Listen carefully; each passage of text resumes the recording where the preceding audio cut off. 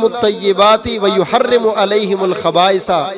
अल्लाह फरमाते मेरे महबूब पैगंबर की मैंने ये ड्यूटी भी लगाई है कि वो अपनी नबूवत और रिसालत का एक हिस्सा ये पैगाम लेकर के आए कि लोगों पाकीज़ा चीजें हलाल हैं, खबीस चीजें हराम हैं।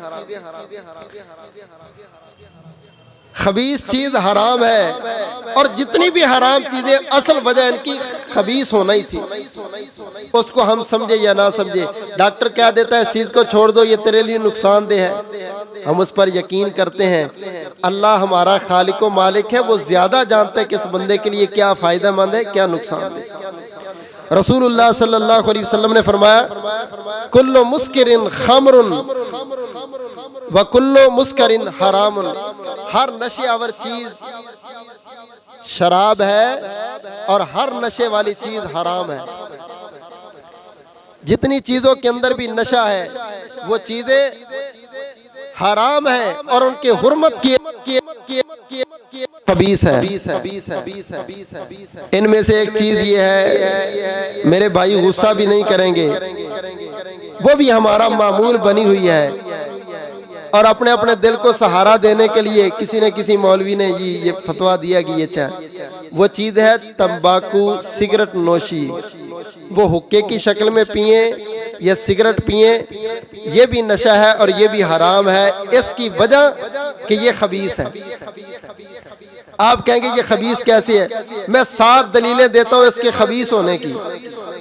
सबसे पहली दलील ये है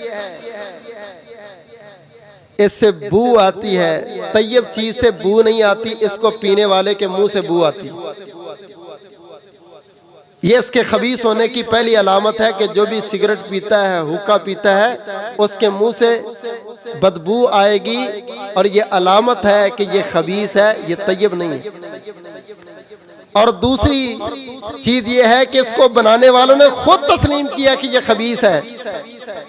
डब्बी के ऊपर लिखा है तंबाकू नोशी सेहत के लिए मुज़र है, वजारत सेहत। जो चीज सेहत के लिए मुज़र है, इसके मुज़र क्यों है कि ये खबीस है। तैयब चीज मुज़र नहीं होती।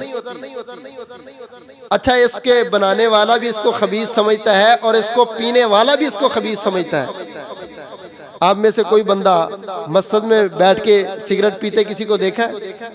मस्जिद में बैठ के तुम फल खाते हो, रोटी खा लेते हो, दीगर चीजें खाते हो, सिगरेट मस्जिद में क्यों नहीं पीते? नहीं, ये मस्जिद में नहीं पीनी, बल्कि मैं इतने लोग दिखा सकता हूँ जो लैट्रीन में बैठ के पीते हैं।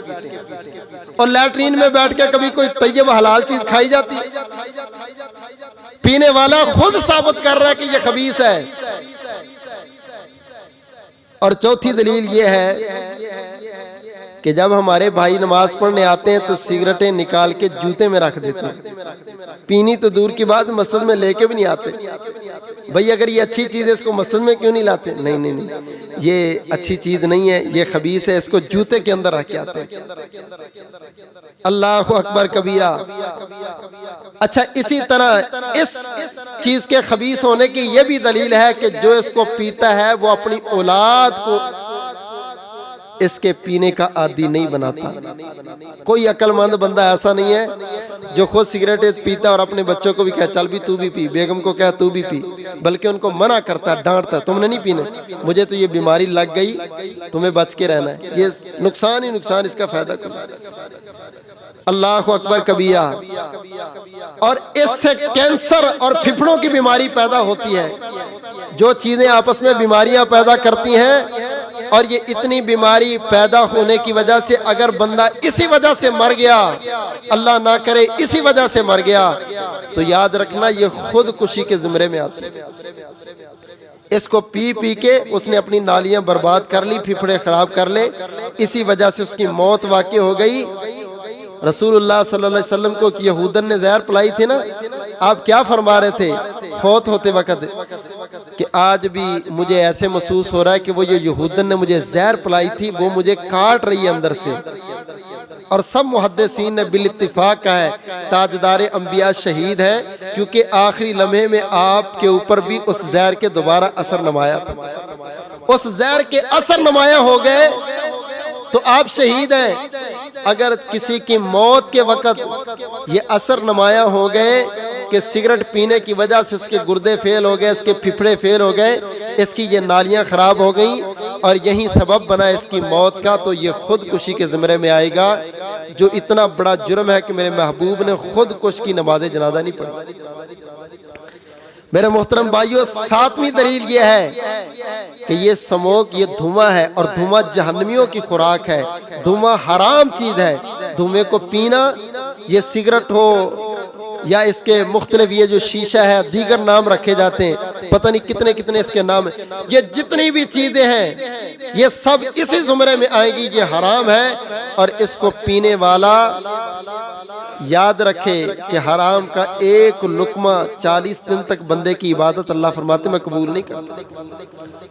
अच्छा, जब ये हराम है तो इसका कारोबार भी हराम है।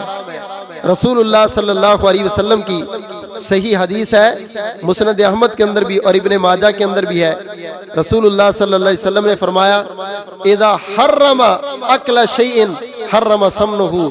अल्लाह ताला ने जिस चीज के खाने पीने को हराम करार दिया, उस चीज का बेचना, उसका खरीदना, उसका कारोबार भी उसी तरह हराम होता है।